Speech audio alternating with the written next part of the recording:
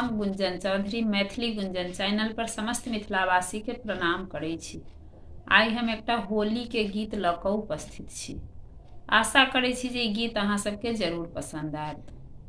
परदेसिया परदेसिया के नारी सदा दुखिया, परदेसिया परदेसिया के नारी सदा दुखिया, परदेसिया 4 महीना पिया गर्मी पड़तू है, 4 महीना पिया गर्मी पड़तू है।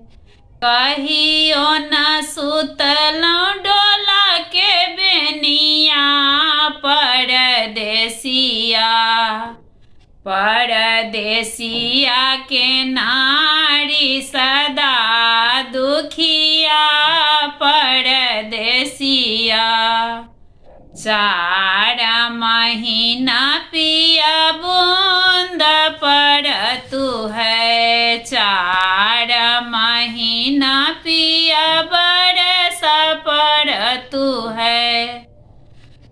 कहियो न सुतलौं छबा के बंगला, परदेसिया परदेसिया के नारी सदा दुखिया, परदेसिया 4 महीना पिया जाड़ पड़तू है।